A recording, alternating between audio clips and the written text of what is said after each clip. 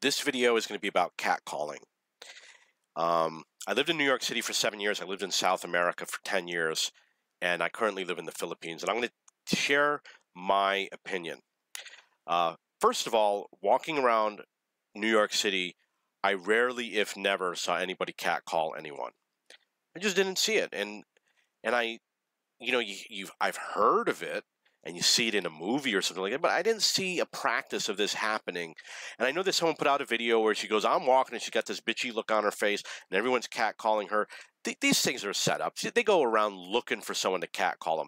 They didn't spend 8 hours in the city and walk by 100 construction sites. I mean, they sought this out. Now, I knew this guy, don't remember his name, who was surrounded by women. I worked with him, and we were in a separate little office. There was the main office, and we were in a separate little thing. There were like 5 of us, and women were visiting him all day long. This guy was surrounded by women, and I would go with him for lunch, and he was a very well-spoken individual, and he's the type of guy that would go up to a woman and start a conversation with her. And the way he would do it was always weird. Like, for example, one day we were walking and there was a woman right in front of me, and he said, slow down, I want to admire how beautiful this woman is. And when he said that, she was right there. I mean, she just kept on walking, but she could hear it. He would make comments like that. And I would say every time when we went out, if we were walking 3 or 4 blocks, he'd probably find a woman on every block that he'd make a comment like that to. There was another one where there was a woman, we only saw her from behind, and I will tell you that her underwear was clearly showing underneath her clothing. You could see everything because her clothing was so tight over her underwear. And we were behind her, and she was stopped at the light. He went up to her, put his hand on her shoulder, and said, "Nice look." And she might have said thank you. I don't recall her being, oh, thank you. Not like that. She said thank you, whatever. Kept on going. So I observed this guy, and I've known thousands of men. This is the only guy I've ever seen behave like this. He was a Hispanic guy. So what I learned from him is that the vast majority of women, they ignored him. Yet he met tons of women, and they weren't ugly women. He had beautiful women chasing after him all the time. They loved him. And there was a TV show with the guy Boomhauer where he says, this is how you pick up girls. And he goes around and he asks like 20 or 30 girls out on a date, like at the store and everything. And they all say no, and they're slapping him on the face. And then finally someone says yes. He said, that's how you pick up a girl. Okay, so the other example is I lived in South America. In South America, Hispanic country, when a man catcalls a woman, which I saw frequently, the women immediately smile and they absolutely love it. They love being catcalled because they love the attention. It's a part of their culture, the Hispanic culture. The Hispanic men will occasionally catcall women, and the women always loved it. I'm a photographer, and most of the subjects that I film are women, and they're all beautiful. And over the course of 3 hours, sometimes people would drive by and honk the horn, and it would happen 3 or 4 times. And the women would just ignore it. They're models, they ignore it. But it's not like every car going by is honking the horn and they're yelling things out the window and stuff like that, but that's my experience. Okay, so I lived in New York City, and I experienced something similar to catcalling. On an ongoing basis, I absolutely know what it's like, but I will tell you the difference. I'm going to give you more information. I had a puppy, and I would take my puppy for a walk, and my puppy was really cute. I remember one day there was a curb like this big, and he tried to jump onto the curb, and he couldn't make it, and he fell back onto his back. And a few weeks later, I met this woman, and she said, oh, you're the one with the dog who tried to jump over the curb, and he fell on his back. So you meet people in the neighborhood, you tend to meet dog owners. But the other thing that happens is you meet people, they were all men. Okay, there were crazy women, too. I'll tell you about the crazy women separately. They were almost all men, and they would bark at me. They would see me and start barking like a dog.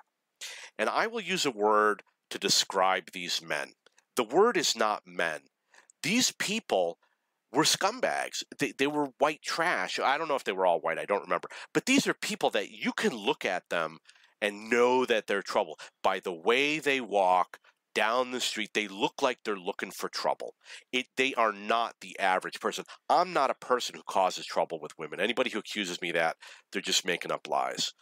And the way women have neglected and ignored me is totally not justified. So there is a difference between a person who says things like that and someone who doesn't, a man that doesn't. I met crazy women walking my dog around.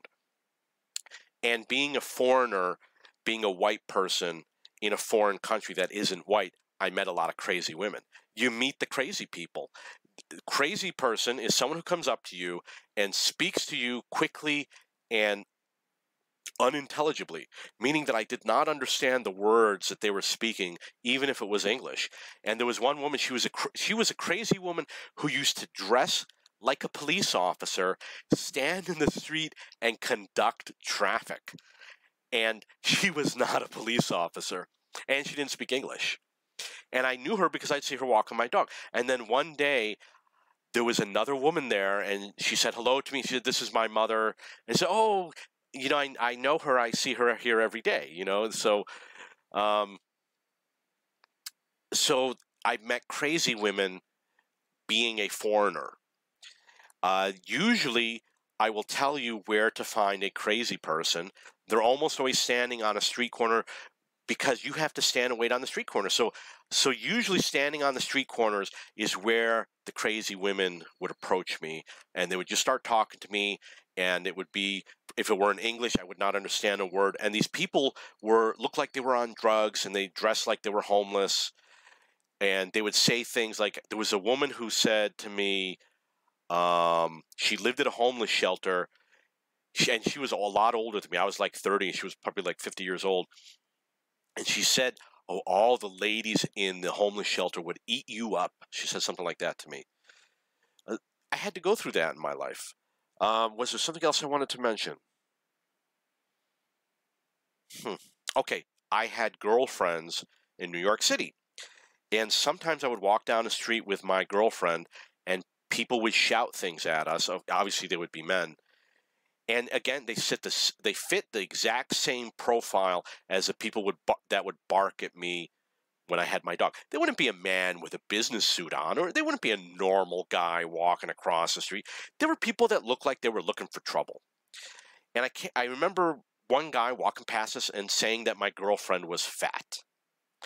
I remember another time we were walking, and the guy was harassing me. He wasn't harassing my girlfriend, and he was drunk, and he was following us for the block.